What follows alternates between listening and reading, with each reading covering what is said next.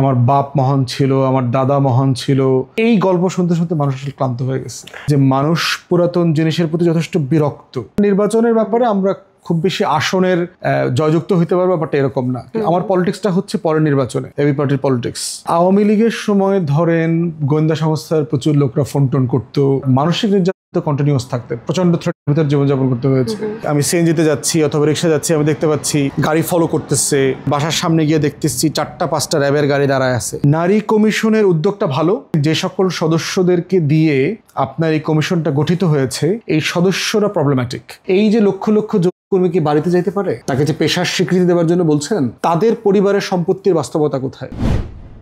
নারী সংস্কার কমিশন নিয়ে আপনার ভাবনাটা একটু জানতে চাই। নারী কমিশনের উদ্যোগটা ভালো, কিন্তু যেটা হয়েছে যে সকল সদস্যদেরকে দিয়ে আপনার এই কমিশনটা গঠিত হয়েছে এই সদস্যরা প্রবলেম্যাটিক। অধিকাংশ প্রবলেম্যাটিক এই কারণে, এদের ভিতরে অধিকাংশ হচ্ছে আপনার নন লোক, মহিলাদের ভিতরে, যারা বিভিন্ন সময় ইসলামের বিভিন্ন বিষয় নিয়ে তারা খুবই অযৌক্তিক এবং প্রচন্ড মানহানিকর কথা বলেছেন। সম্প্রতি একটা কথা চলছে যে সম্পত্তি ভাগাভাগি নিয়ে অনেকগুলো বিষয় অর্ধেকাংশ দিতে হবে।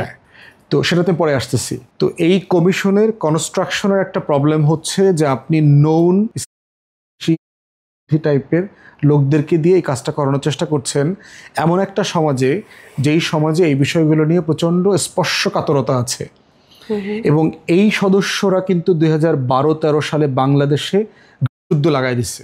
আপনার মনে আছে যে নারী নীতিমালা দিল, এটার এগেনস্টে হেফাজত মাঠে নামলো, এরপরে গণহত্যা হইল শাপলা চত্বরে, এই একই মহিলারা কিন্তু। অতএব যারা এর আগে সমাজে অস্থিরতা তৈরি করেছে সেই মানুষগুলোকে দিয়ে এই কমিশন করা ঠিক হয়নি। এর বাইরে হচ্ছে যে এই কমিশন আপনার ইসলাম সম্পর্কে জানে, একজন মানুষকেও তারা এই কমিশনে রাখে না।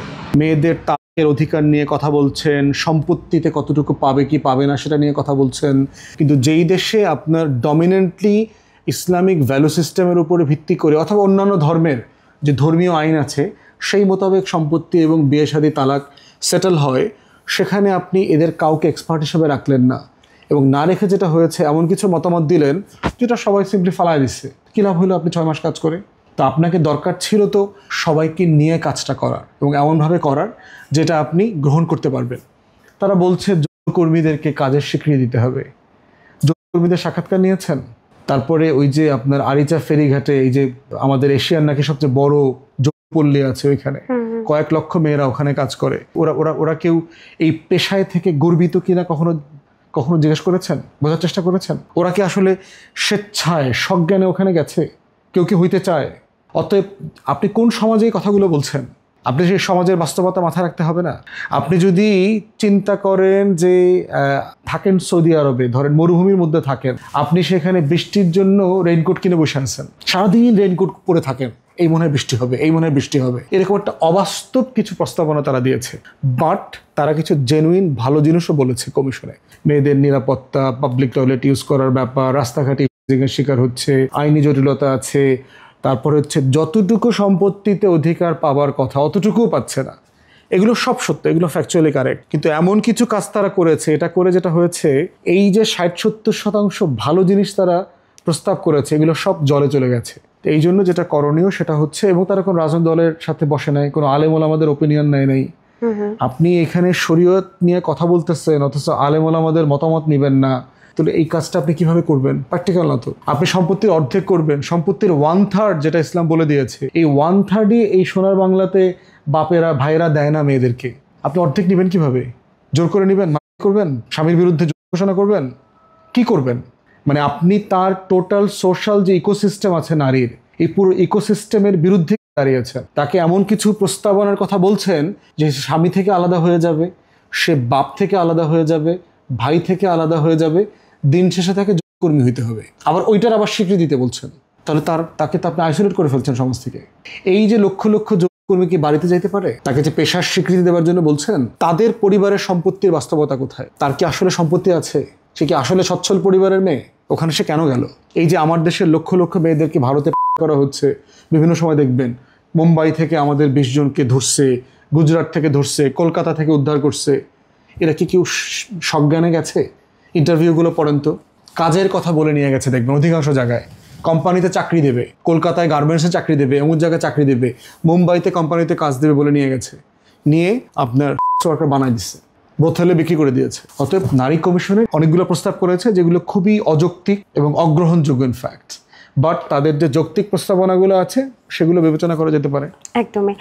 ব্যারিস্টার ফুয়াদ প্রথমে বলেন যে অনেক থ্রেট আসে, সেক্ষেত্রে ব্যারিস্টার ফুয়াদ কি রাজপথে কখনো হেনস্থার শিকার বা নির্যাতনের শিকার বা আইন শৃঙ্খলা রক্ষাকারী বাহিনীর দ্বারা কোনো হেনস্থার শিকার হয়েছে কিনা? আওয়ামী লীগের সময় ধরেন গোয়েন্দা সংস্থার প্রচুর লোকরা ফোন টোন করতো, এসে বলতো, ভদ্রভাবে থ্রেট দিত যে আপনি দেশে আসছেন কেন, আপনার মতো মানুষ, আপনি তো বিদেশে থাকলেই পারতেন, আমরা দেশ ছাড়তে পারতেছি না, আপনি বিদেশ ছেড়ে কেন আসলেন, এত ভালো জীবনযাপন করতেন।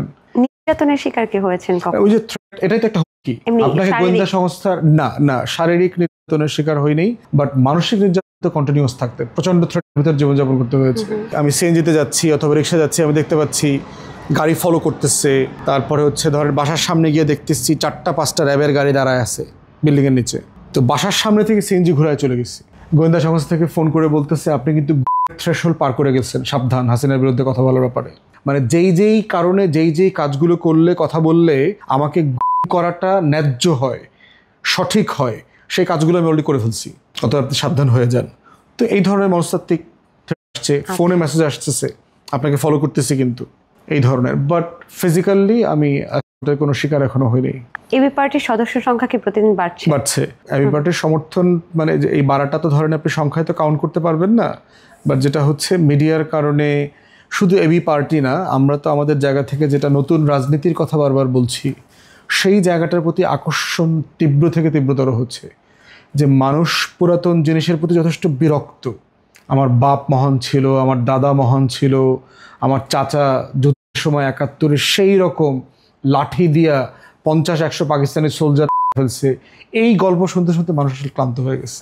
তবে যদি নির্বাচন দেয়া হয়, এবি পার্টি কতগুলো আসন পাবে বা আসলে জয়যুক্ত হবে কিনা, কি মনে হয়? মানে ইমিডিয়েট যদি এই 6 মাস 1 বছরের নির্বাচনের ব্যাপারে আমরা খুব বেশি আসনের জয়যুক্ত হইতে পারবো, বাট এরকম না। আমার পলিটিক্সটা হচ্ছে পরের নির্বাচনে, এবি পার্টির পলিটিক্স, যেটা আপনার শুধু এবি পার্টির পলিটিক্স না, টোটাল নতুনরা যারা রাজনীতিতে এসছে তারা বাংলাদেশের রাজনীতিতে একটা ভূমিকম্পের মতো করে আসবে পলিটিক্যাল সাকসেসের জায়গা থেকে, এবং সেই পরিমাণ জনমত এখন তৈরি হচ্ছে, এবং সারা দেশে বিভিন্ন প্রান্তে আমরা সফর করে দেখেছি মানুষ একটা নতুন স্বচ্ছ পরিবর্তিত রাজনীতির জন্য মুখায় আছে।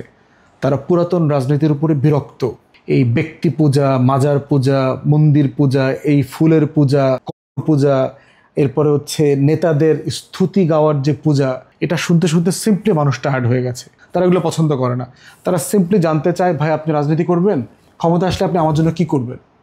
সিম্পল জিনিস। এটাই তো পলিটিক্যাল পার্টির কাজ, সে বলা জাতিকে যে আমি ক্ষমতা আসলে কি করব। এবং আপনি জিজ্ঞেস করছেন আমি সারাদিন কি করি। পুলিশ অ্যাসোসিয়েশনের অফিসাররা আসছে আমার সাথে দেখা করতে। পুলিশ অ্যাসোসিয়েশন হচ্ছে যে আপনার নন বিসিএস কর্মকর্তা সদস্য ভাই যারা, কনস্টেবল, নায়ক, তারপরে সাব ইন্সপেক্টর, ইন্সপেক্টর, এই সংখ্যাটা কিন্তু 2 লাখের উপরে, 2,06,000 সামথিং। কিন্তু তাদের অনেকগুলো বৈষম্যের জায়গা আছে। একটা বৈষম্যের জায়গা হচ্ছে বেতন। চিন্তা করে দেখেন, একটা পুলিশ কনস্টেবল, একটা ট্রাফিক পুলিশের কথা চিন্তা করেন, এই গরমে, এই শীতে, এই বৃষ্টিতে 12 ঘন্টা 14 ঘন্টা সে কাজ করে দাঁড়ায়। কয় টাকা বেতন দেয় সরকার, রাষ্ট্র? 16,000 টাকা, 17,000 টাকা, রেশন টেশন মিলায় টেলায় 25, 26, 28,000 টাকা হয়। ঢাকা শহরে সিপিডি বলছে 2টা বাচ্চা নিয়ে সিম্পলি প্রাণীর মতো করে বেঁচে থাকতে 60,000 টাকা লাগে। প্রাণীর মতো বাঁচবেন, আপনি ঘুরতে যাইতে পারবেন না, আপনি কোনোদিন রেস্টুরেন্টে খাইতে যাইতে পারবেন না, কোনো রকম বেঁচে থাকবেন বাসা ভাড়া দিয়ে, ছেলে মেয়ের পড়াশোনা মিলায় ঝিলায়, যদি মধ্যবিত্ত আকারে বাঁচতে চান। তো সেখানে 25-30,000 টাকা দিয়ে সে কীভাবে বাঁচবে, কীভাবে চলবে একজন পুলিশ কর্মকর্তা, একজন পুলিশ কনস্টেবল, এসআই, ইন্সপেক্টর? রাত দিন নাই, অন কল ডিউটি থাকে। 2টার সময় আপনাকে ডেকে অফিসে যেতে বলে, পেট্রোলে চলে যেতে বলে। প্রচণ্ড জীবনের ঝুঁকি আছে, কোনো অ্যাপ্রিসিয়েশন নাই। তারপরে হচ্ছে রাজনৈতিক দলগুলো তাদেরকে দিয়ে আবার আমাদেরকে পায়, আমরা আবার পুলিশকে গালি করি।